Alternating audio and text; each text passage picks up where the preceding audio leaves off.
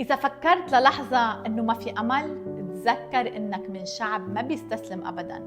يمكن كنا عشافير الهاوية، بس الله سندنا وموقعنا. نحن ناس حتى بالحزن منلاقي حياة.